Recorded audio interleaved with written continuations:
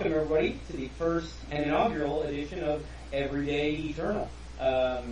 With me are Kobe, SD, Matt, and Sam, and they're going to go ahead and introduce themselves, and then we're going to wrap around and talk about what this podcast is about, what we're going to talk about, what we're going to cover, and the various shenanigans that you can expect from us on a regular basis with Everyday Eternal. So I'm going to pass it to Jacob Corey, otherwise known as Kobe, and then we're just going to go around the table and kind of introduce ourselves. Hello everyone, I'm Jacob Corey, also known by Kobe on some online handles. You may have seen me in some Star City events, have a few top 8s in the last couple of years. I used to be a big Maverick player, now I'm venturing into uncharted territories with some rogue strategies. And I hope I'll be able to provide a lot of eternal insight for you listeners. Alright, and I'm Matt Pavlik, also known as SD Matt on the Source and other websites. Been playing Legacy since about 2003, 2004, for the Switch. I like to play mid-range strategies or control-based strategies, and you may know me from, like I said, Source or some Star City events, stuff like that. So hopefully we can bring you some cool Legacy information that you can use in your upcoming tournaments. Pass it on to Sam. Hi, my name is Sam Craven. I go by the Crab on the Source, or the Craven one on pretty much everywhere else. I've been playing Legacy for about 5 years, and most of the time you can find me playing blue-white, make you hate your life. I like humility and mode all the time, all day, every day. And I hope to contribute almost the noob aspect, I guess, since I've only been playing 5 versus everyone else playing since the Switch. And I'm Sean O'Brien, also known as Ned Leeds on the Source. I don't post anything particularly productive on there. I usually just enjoy trolling others.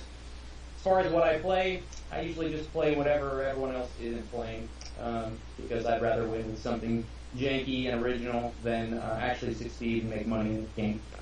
And so I hope to bring the get off my lawn perspective, because I've been playing since 1994, and I once had a school of magic named after me, which is now completely obsoleted.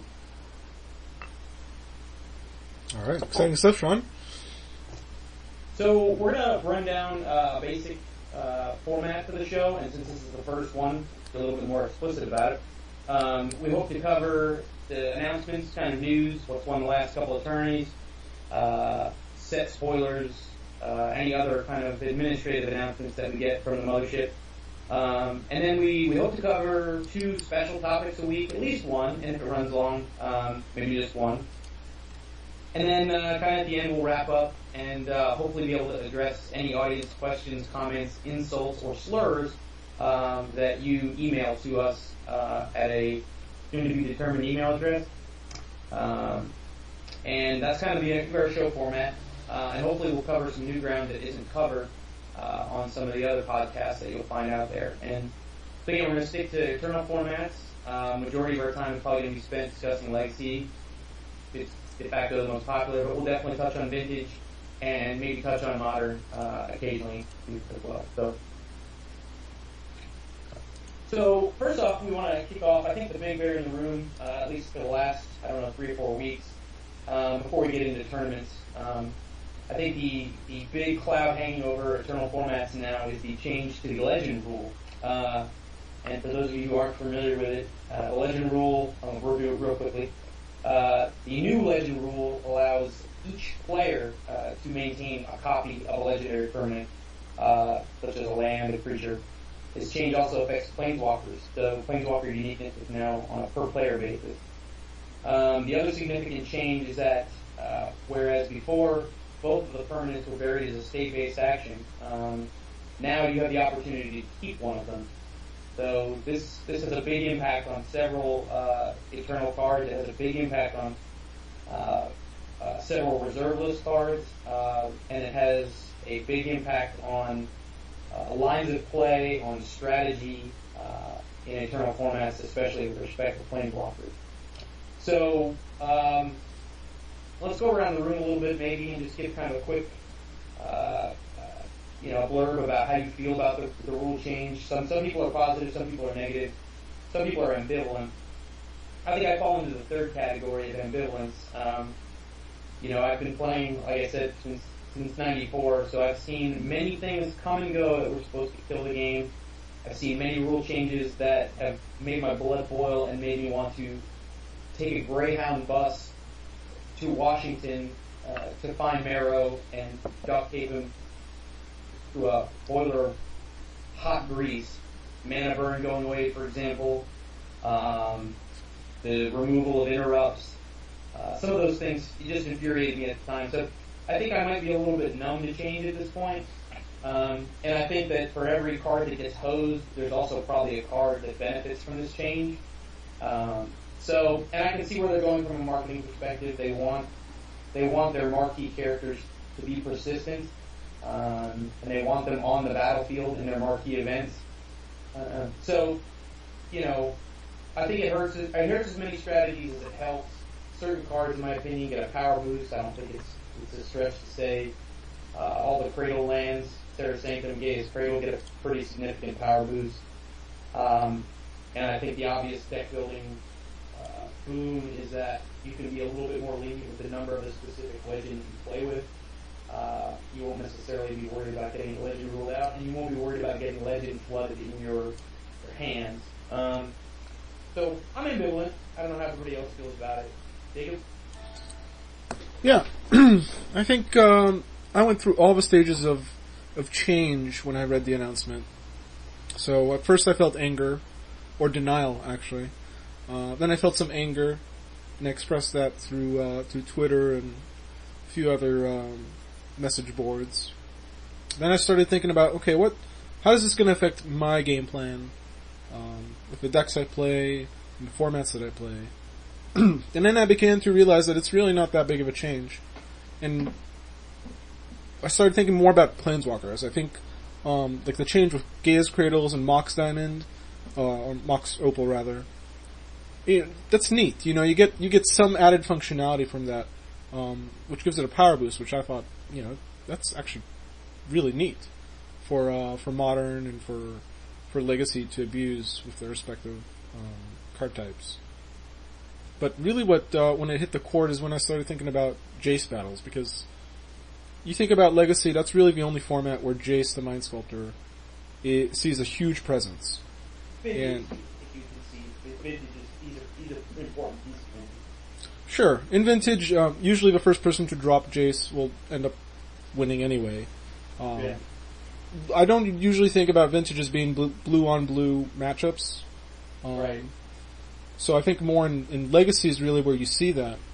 And one of the key components that was taken away from the uniqueness rule was that you can't use, let's say, a Jace to vindicate an existing Jace on the battlefield.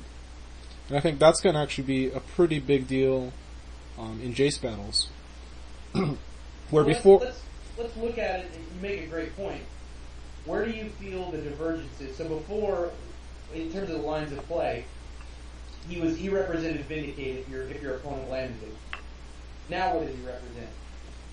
Well, I think it doesn't really change much. What the first person to drop a Jace still gets to brainstorm.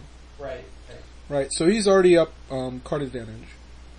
Let's say the defending player, suppose he reaches 4 mana on turn 4, and we're playing really, battlecruiser magic, so no one has any counterspells. He slams down his turn 4 Jace and starts brainstorming with Jace. So I think you're really at parity for the most part. And that's going to take away, it's going to open up a lot more options, because now you're going to have to find a legitimate answer to addressing Jace, as opposed to just slamming down Jace to destroy another one. I definitely, if I could interject, I definitely agree that more real answers to Jace are going to be needed, as opposed to, my Jace is on 11, and all of a sudden you happen to draw your copy of Jace, and now we're back at parity again. So I think definitely that what's going to go up in stock is stuff like Red Elemental Blast, or just, stuff like Vindicate, real answers to a Jace the Mind Sculptor, or Liliana, or what have you, instead of just being able to get there out of nowhere. I think the depth of play is deeper. I think the lines of play are a lot deeper now than they were. What are your I thoughts, agree Sam? That's something that you're going to have to change your deck building around when you say, my Jace isn't going to kill their Jace, so even if I land my Jace, I'm going to have to dig up, like Matt said, a red elemental blast to vindicate maybe an Oblivion Ring, which means that people are going to have to cut some of their threats in order to have more answers. Yeah, the question is anything that leads to here's a I'm going to go into get off my lawn old man mode. We've almost lost a lot of what initial Magic deck building used to be about, which was versatile removal. If you look at classic blue-white strategies, they had creature removal and they had disenchant was a pillar of the format for 10 years. And we've lost that now. How many decks actually run versatile removal main deck? Miracles, basically, right? With Oblivion Ring. In the blue-white archetype. Most of the removal is limited to Swords to Plowshares or removal on the stack in the form of counterspell. Yeah, I remember back in 1997, and this was just about the time where I started playing Magic. And I was still playing Standard, but in that Tempest Standard block, I remember Disenchant was a mainstay of, let's say, White Weenie deck. You would start a list with 3 Disenchants. Yeah. Because, you had to deal with Cursed Scroll, or even a Disc was still around at that time. And you had to have very narrow, but finite answers to problematic cards. I mean, the creature removal in that Standard era was not even Lightning Bolt. It was Shock or Incinerate. Black was still running Dark Vanishing for what I remember. So you had to, the limitation of a card pool also showed through, but Disenchant in that era was definitely a card that was included and was thought about when constructing a deck. So maybe it's maybe it's the Tension Sphere, maybe it's O-Ring. I suppose the Tension Sphere is problematic. Perhaps a little bit. Now I think one card we haven't mentioned yet with regards to the change in the Legend rules, Umezawa's Jite. Yeah. Which, oddly enough, still doesn't affect it all that greatly, because the first player to land it and equip it and successfully connect with it still has the advantage, just like the Jite wars of past. Yeah, we're going to get into a match a little bit into this podcast at the latest Star City, which would have been a very different match, had we been a month fast forwarded, in terms of the Jit wars, how it would have turned out. I think it'll impact Jit. I think Jit's ubiquity, which is, any deck that hopes to equip a man starts with Jit and then fills in from there. I think it'll only increase. I mean, it's more reliable now to be able to go get your Jit and play it. And you don't have to fear your opponent fetching up a Jit using it to vindicate. I think it's most going to become apparent in decks that already don't have access to artifact destruction, like black decks. For instance, like a deck like the Gate, which oftentimes includes just to be able to have their own, but also as a vindicate effect against opposing Jits. And Merfolk too. Oftentimes that's where having your own copies of Umezawa's Jite helps to mitigate the fact that your opponent has access to it too, and is just decimating you turn after turn. And that's exactly the point I was going to make, especially about Merfolk in particular, where that's a card that, in some cases, really not only stems the bleeding, but starts them getting back on top. When Jit was your main plan, and you get rid of it. That's a big deal, and I think that's another example of going to have to bring in a lot more types of removal, maybe Echoing Truth or bouncing artifacts. I'm not sure yet, but I think that's another one of those things where deck building is going to get a little more interesting with this. Null Rod. They used to run Null Rod. Maybe they have to go back to that plan, which shuts off vials. Kind of a Stony Silence, Ancient Grudge, Smash the Smithereens. Maybe those also become a little bit more useful. Piffing Needle, I think. Null Rod in a tier 1 deck more than anything in the world. That would be just hilariously great to see for me. I think Piffing Needle might see a big resurgence coming back in. True. I mean, you're able to take care of Jace. You're able to take care of Jite. I mean, obviously, it's much poorer in the Jace on Jace battles, but let's talk about Jace. and we could probably talk about the lines of play in a Jace fight ad infinitum, but the other Planeswalker I think that gets a big boost from this is Liliana. Matt, you got a lot of experience playing with Liliana. How does this increase her power level? Well, I think it's definitely, so say you have a Liliana out and, you've activated her for one turn, or you've got a little bit of play going, and maybe her loyalty is, ticking down a little bit, and she's maybe in danger of, say, dying next turn. You don't have to worry anymore about, legend ruling your own Liliana. It's now, you can go, -2, my Liliana goes down to 1, slam down second Liliana, either plus or sack another creature. So having the ability to go, say, turn 3 sack, turn 4 sack, or some sort of variation of that, that's quite powerful. Not having to have an extra Liliana stuck in your hand, say they keep your Liliana down in loyalty, so that the second copy is stuck in your hand, that's a big deal. Yeah. And we're not going to really touch on speculation in this podcast because we're all rich and have awesome cards, but the idea that Liliana is gonna stabilize at some price that she's at now, to me, is absurd. I can't see her doing anything but just going up. She has no potential spot to land to be reprinted in the next calendar year, right? Given all the announcements and how far ahead they announce these things. Do you guys see Liliana being an $80 card, $90 card? I don't know if I see it going up. It depends on if it becomes better. Does it fit into the decks that are going to be good when this change happens? Liliana on its own might be good, but if the deck that you put it in is going to be then you never know. However, barring some sort of crazy meta change that's going to happen, yeah, I definitely think Liliana has nowhere to go now. Yeah, I look at cards like Thoughtseize, Jace the Mind Sculptor, and I just, barring a reprint, I can't see her. I can see her crawling up, up and past, near those cards. Maybe not Jace. He's kind of the king of the world, as Leonardo once said. But Liliana's got to be a close second. So. I think also it's good to point out that Liliana has a big following in Eternal Magic. She's a real key component in modern decks, especially modern Jund. You often see her there as a 4-of. You see her utilized in Black Disruption decks and Legacy to a great extent. And about the only thing we haven't really seen in Vintage is a Black Disruption deck, mostly just as a sign of the times.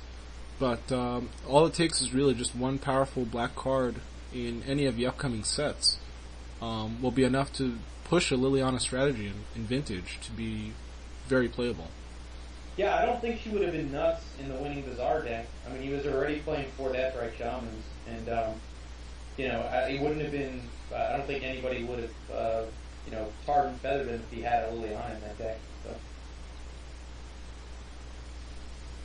I will have to take this time to interject when we're mentioning black discard and that type of decks in Vintage, that when we get to hilarious shenanigans, I have a great hilarious shenanigans story about how black discard beat me in Champs last year at Gen Con. Well, I think it's a great time for a story then.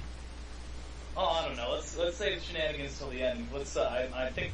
Does anyone else have anything they'd like to talk about with the legendary rule? I think maybe just to kind of summarize it, we're all kind of seeing it as a benign change to the way Magic is played. It definitely has some adaptations that we're going to have to get used to, especially as control players are going to have to get used to the fact that they are now going to be staring down Jace, draw or top deck their Jace, play it, and now have to still contend with their opponent ultimating on them. So it is going to have to adjust how Magic is played. But I think overall it's a net benefit for the game of Magic. Yeah, I do. And it'll be interesting to see how it shakes out. There's so many cards we can talk about. Click is probably the other big one in the control matchup. And Caracas, when you're talking about Click, those two go hand in hand. Yeah, now you can both have Clicks, both have Caracas, both get into that shenanigans. And, Click is, one of the words or phrases actually that we're going to ban on this podcast is the term skill intensive. But, two players with clicks and each having a Caracas could certainly get into a deft use of the stack because, and the fact that you can be flashing them at the end of the turn in order to try to nug the other guy's Jace. It's not like Blue has access to a haste man that they can use to kind of attack Jace in combat, right?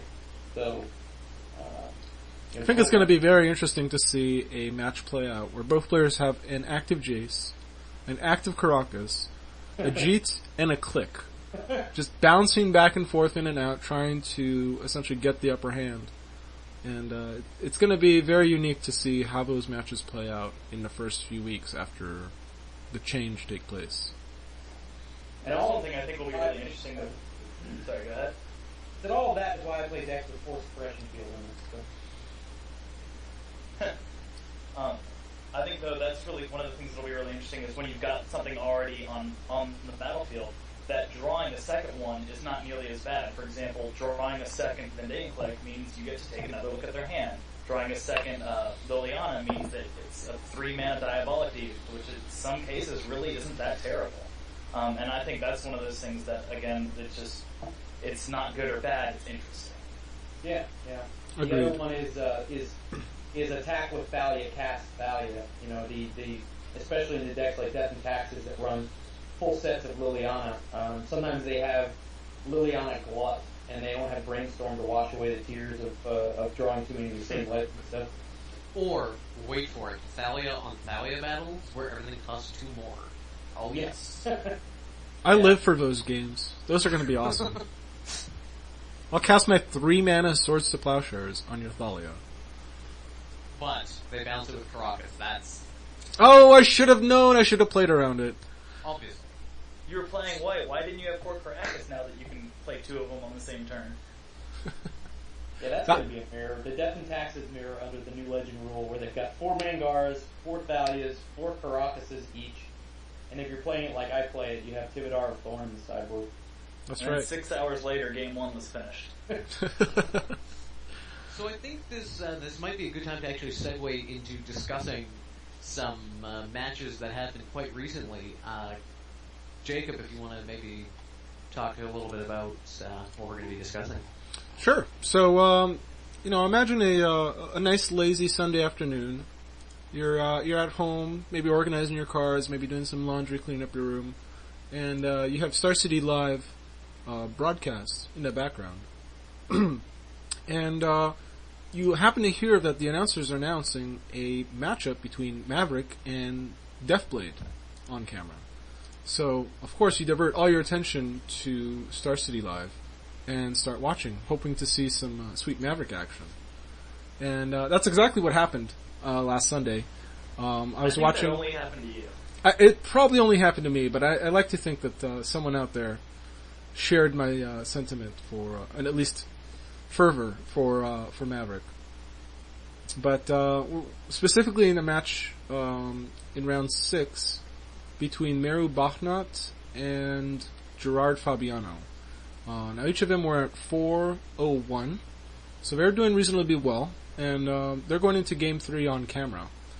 So I think Maru is on the play, and they both keep their 7.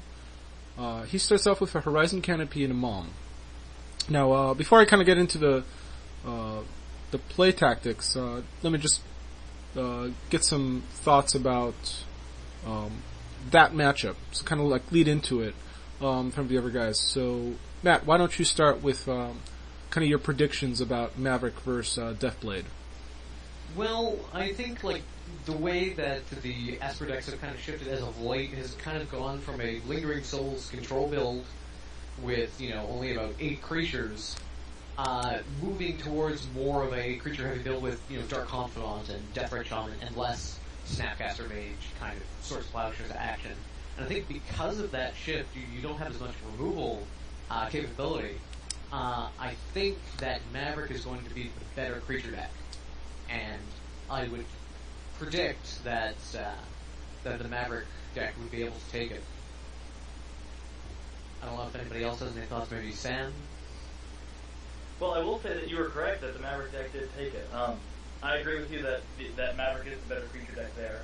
I think it's a situation where all the creatures in both sides of the matchup, they're not just big guys, with the exception of if Maverick is playing Glyph. Or Knight. Knight. Or Knight, which is sometimes a big guy, sometimes does some other things, which happened in this match and brought up a Wasteland at least once, I think twice. But I think I agree. Maverick is favored in this matchup. You're running probably 4 Wasteland against a deck that only runs 3 basics. You're running something that taxes them, and they're running a mana base that's spread all over the place. So I think it's a game that could potentially go long with Maverick winning, basically. Yeah, I would have to say Maverick's favored. And what exacerbates the situation here for Fabiano is he's running the one with the super squirrely mana base that's not only trying to cast Jace the Mind Sculptor, he's also trying to cast Liliana.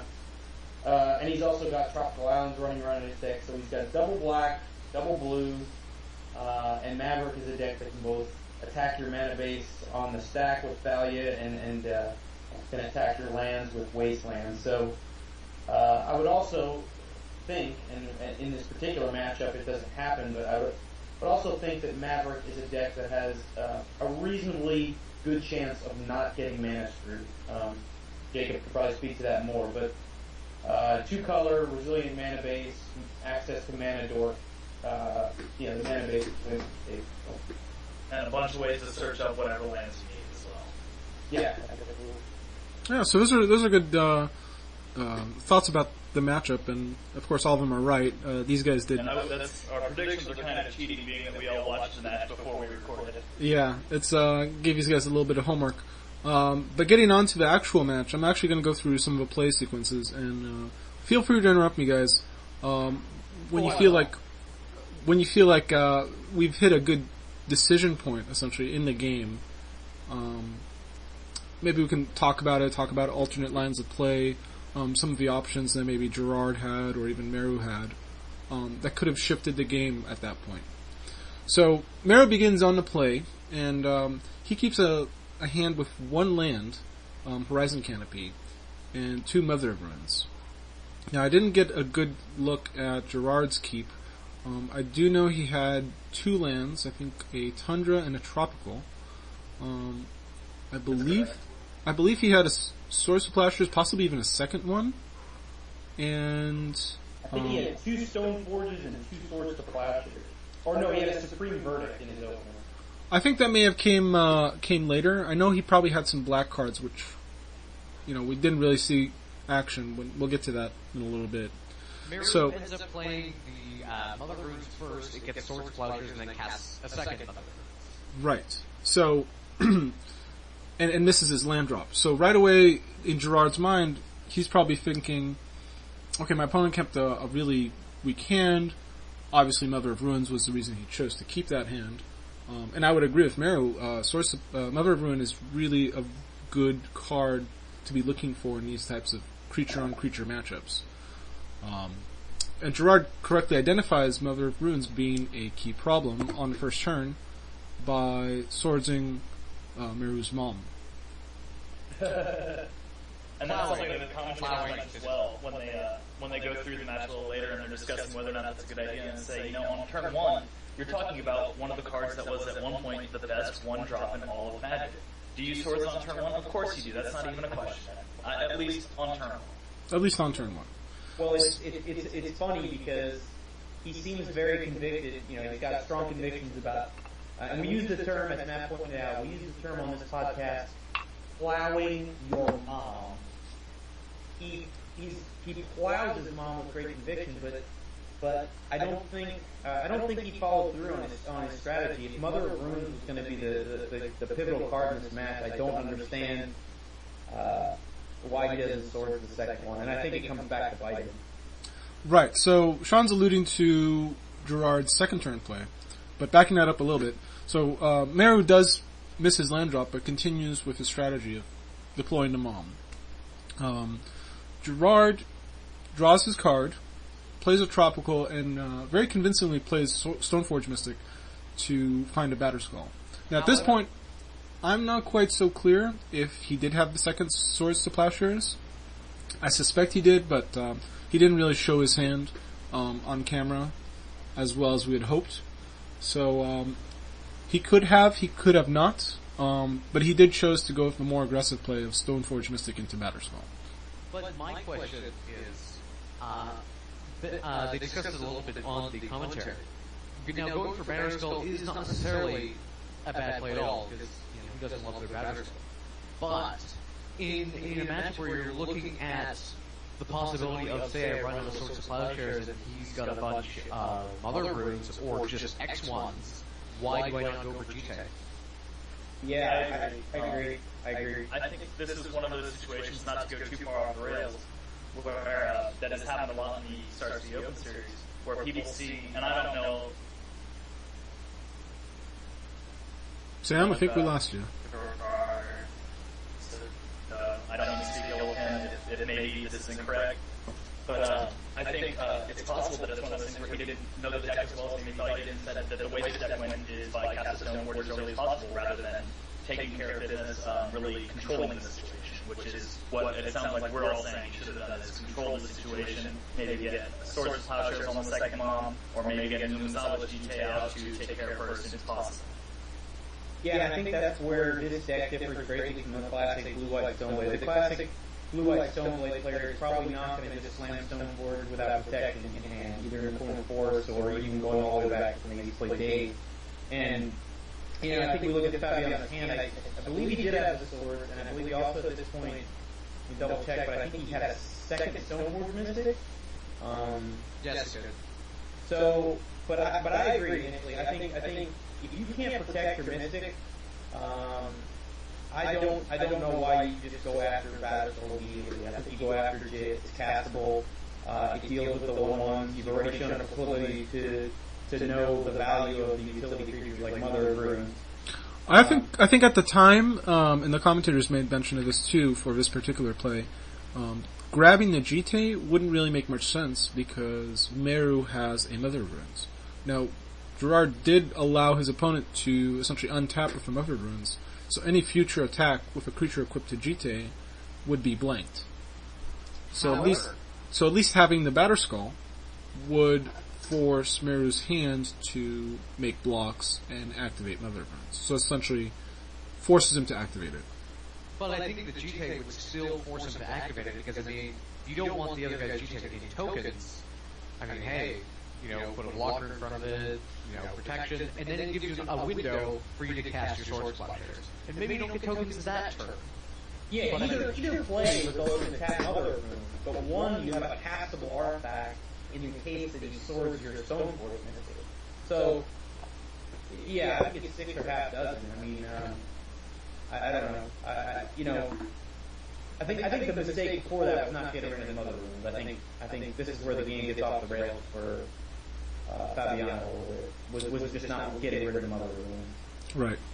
So, continuing on to the third turn, keep in mind this is all by turn 2. So we've already discussed a couple of lines of play that seem a little amiss for a matchup where Mother of Runes plays a big part.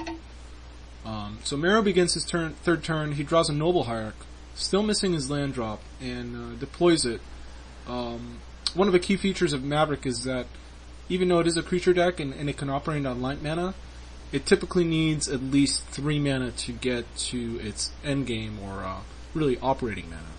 And without that, you're really just hampered on what kind of threats and what kind of answers you can deploy. So, Meru, recognizing that, plays the only card he has that he can deploy, which is Noble Hierarch, and continue to develop his mana for late game.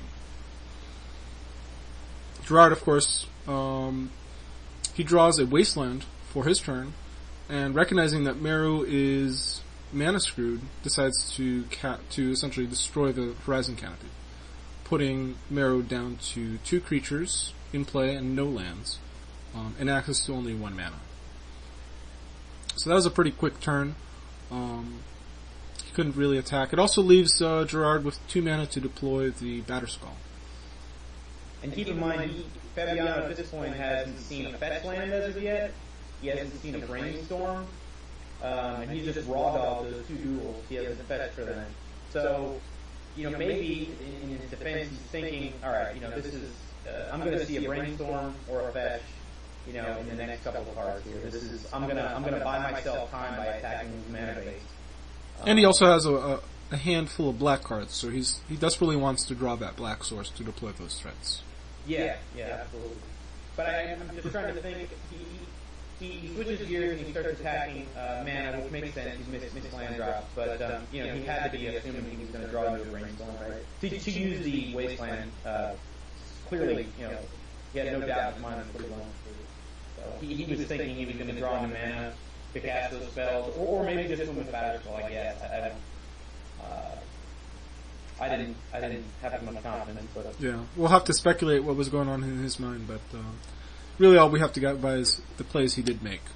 And so Mero begins his turn 4 by drawing Greensun Zenith, and he makes the only play he can make again, which is Zenith for 0, which fetches out Dried Arbor. So again, he's developing his mana base, trying to get back to that 2-3 mana sweet spot for the Maverick deck. And then quickly passes the turn, as he doesn't have any other actions. Gerard, at Meru's end step, slides the Batterskull into play. He untaps, quickly draws his card, and then motions as if he's going to be casting, which I think may be a removal spell, or may have been Dark Confidant. The card that he was motioning for. He forced the Dark Confidant at the Dryad Arbor, face down, as kind of a feint, Yeah, it looked like if he was motioning for a removal spell. This may have been a mind trick. I'm not really clear, but he takes it back. His opponent didn't really see which card Gerard was going for. He decides to attack with the Batterskull and the Stoneforge Mystic. Now, Mero makes a play, which I think is a little bit on the weak side. He uses Mother of Ruins to block and fog the Batterskull. Now, keep in mind that at this time, Gerard does have a Swords to Plowshares in his hand, as well as a Stoneforge Mystic. So, maybe we can get some thoughts from Matt, Sean, or Sam about how you would have played that turn differently. I think, at this point in the game, you're still trying to develop your mana base, and your mana base right now consists of 2 creatures. This is kind of a big deal. It basically turns his removal spell into wasteland / land destruction. So I think you still have some time, in the sense of you don't need to block Batterskull here. There's no reason. I mean, sure, he doesn't gain the life, and you lose a little. You don't lose life either. But does that matter or not? Once you get going, you're going to be beating down with more creatures. You need to protect them. I think saving your Mother Runes is probably key. I mean, you know that they're important from the fact that the DeathBlade player immediately Swords to Plowshares is your first one, so why would you throw it under the bus in case you get second removal spell? Turn it around. Fabiano passed the turn and didn't Swords the second Mother Rune when she had Summoning Sickness. So, and he has a Brainstorm. So maybe the Maverick player is thinking, okay, well, if he hasn't Swords through yet, he's only drawn 1 card off the top of the deck. I'm going to bet he doesn't have a second sword.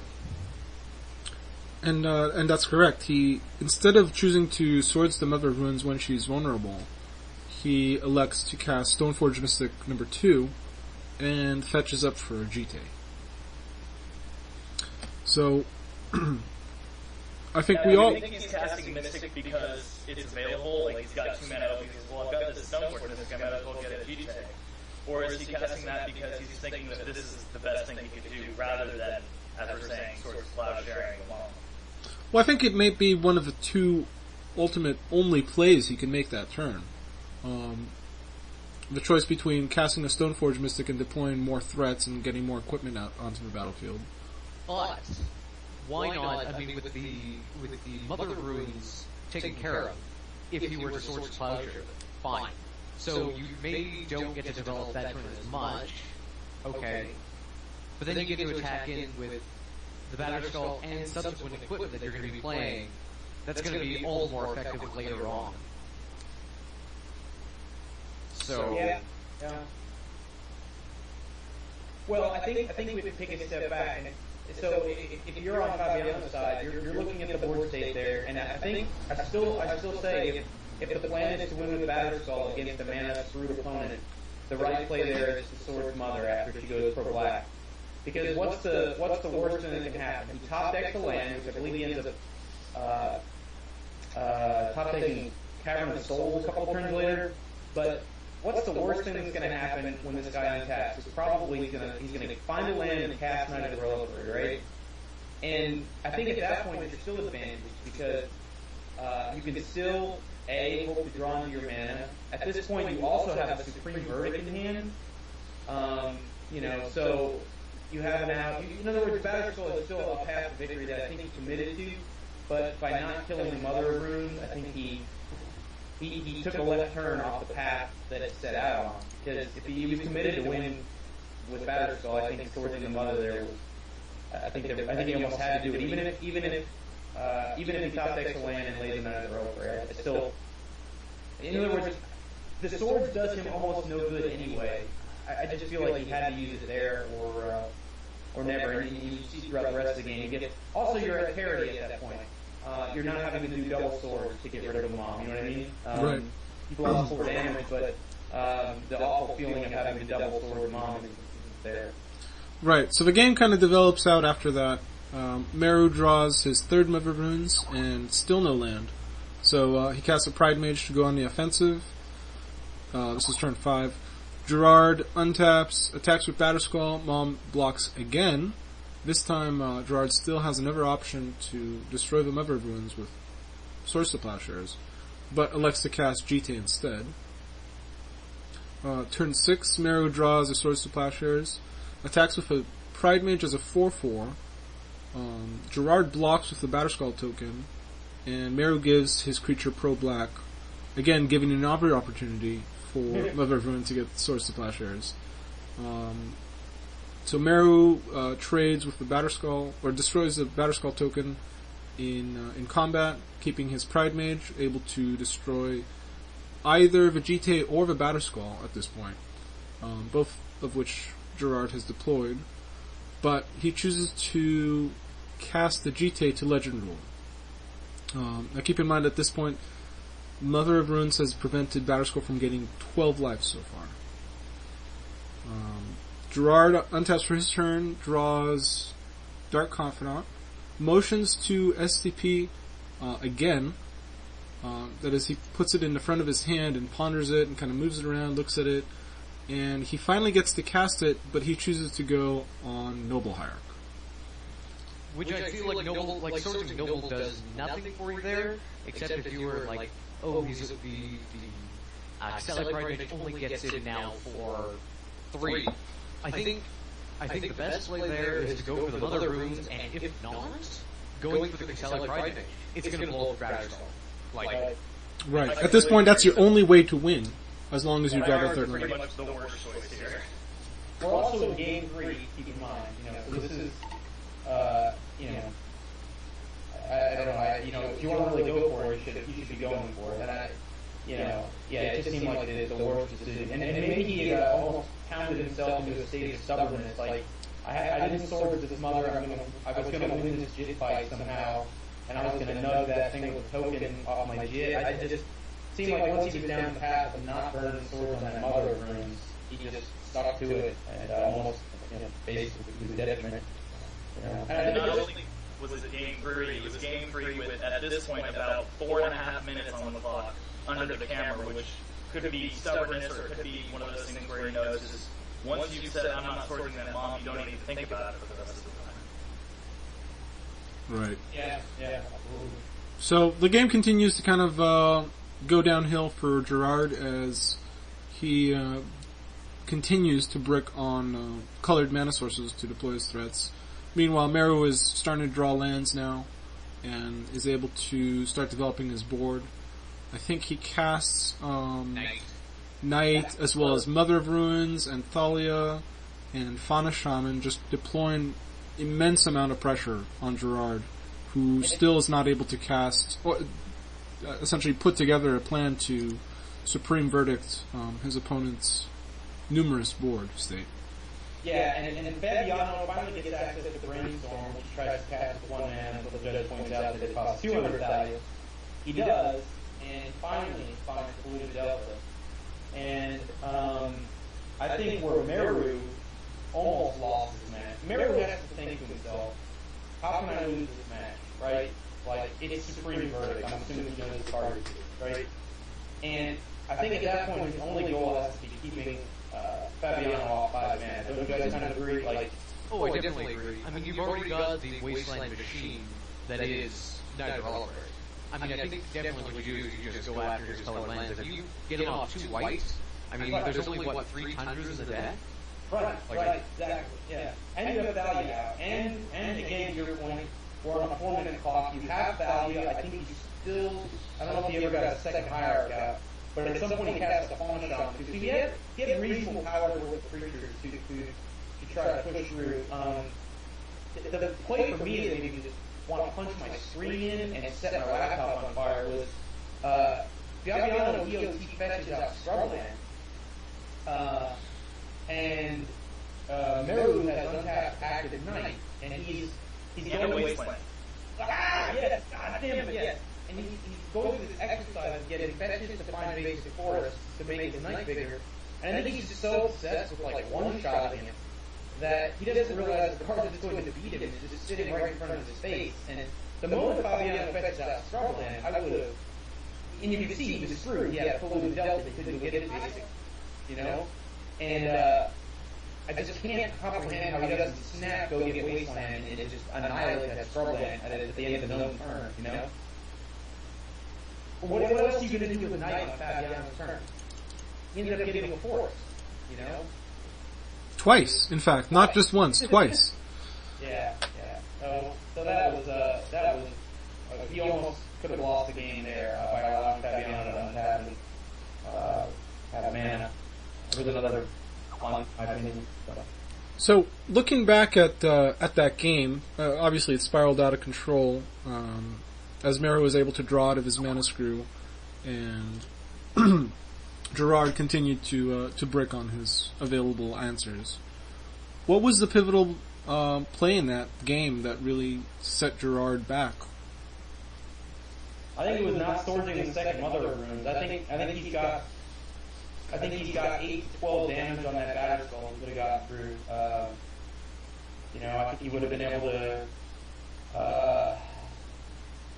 I don't think at any point. Well, it's not necessarily true because he ends up. Meru ends up throwing into the prize maze. I mean, neither deck played. I just think there wasn't a. I think the second Mother of Runes had to get swords. I think things might not have worked out his way anyway, but. They weren't going to work out his way with an active Mother of Runes. That would have given them the best chance to win that game in the time remaining. I agree. I think the two things he didn't look at was playing against a mana denial deck that has wastelands and also has access to Thalia. You know, this Supreme Verdict is cool, but how realistic is it for me that I'm going to actually cast it? I mean, also too, the DeathBlade player has to consider that, I mean, if you leave that Mother of Runes around, if he gets another green sensitive, I think as the Maverick player you have to go, guess what I'm going for, Gaddock Tea. Shutting off your Jace, if that becomes a problem, if you have to hardcast Batter Skull, and of course your Supreme Verdict. I mean, once you've got the Mother of Runes Gaddock Tea set up, and you've already seen that you're losing in the equipment/creature battle, well then you're just done. Good point. So, I think that's a good lesson for to kind of take away from these creature-on-creature battles, and reaffirmed yet again that Mother of Runes is a force to be reckoned with in these legacy creature features. Somebody has a signature on the sword that says, always plow their mom. Couldn't be more true. Are we sure we're not talking about Call of Duty, talking about plowing people's moms left and right?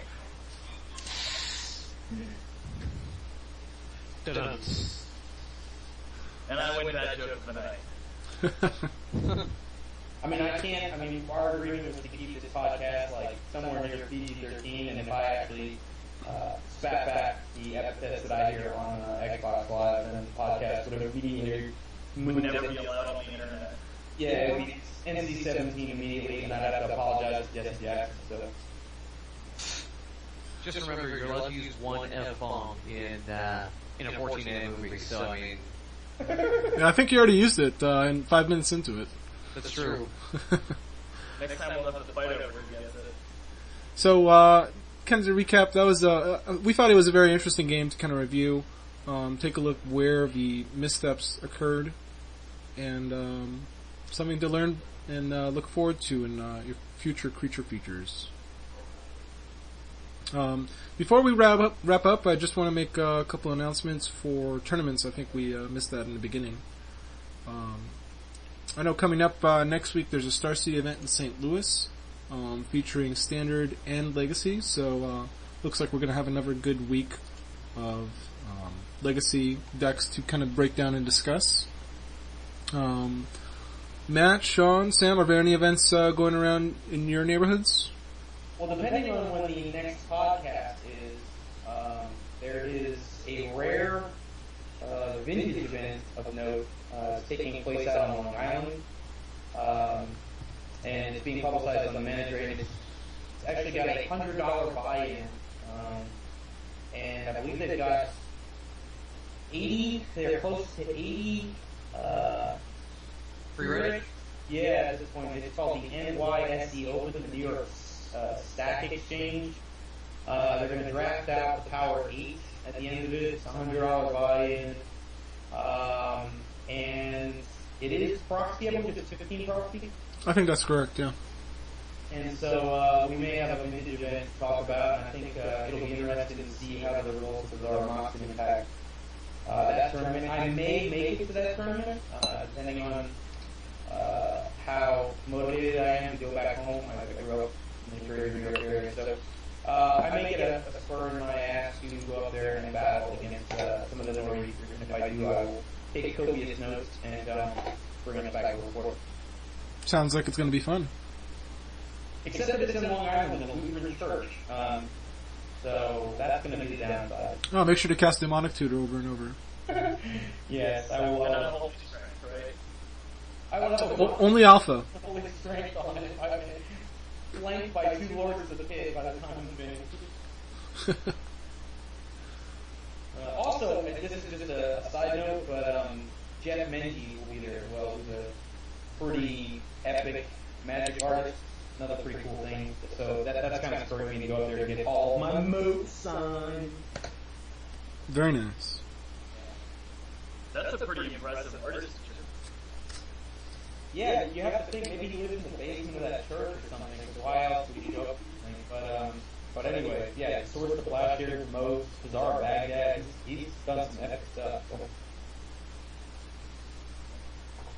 Unfortunately, I don't have anything locally coming up. We have the Vancouver Legacy Classic Summer Edition coming up in August. But other than that, nothing super recent. Maybe I'll be able to talk about it closer to the tournament date. Yes, I will definitely give a few more details about that for people in the Vancouver area. Well, you still have Brian Adams. This is true. We will always have Brian Adams. But you also gave us Justin Bieber, so they kind of cancel out. Well, Ontario gave you... we don't have anything to do with that, so... There's one tournament series that I would like to actually bring up. It's coming up in about a month from the recording date of this podcast. It's actually going to be MTG Deals Open. So MTG Deals is an up-and-coming vendor in Southern California, and they've been growing like wildfire. So they've recently moved into a much larger store. I wouldn't even call it a store. It's almost like an event center. And to kick it off, they're doing a grand opening tournament, somewhat modeled like the Star City Open events. So it's a 2-day event featuring cash prizes.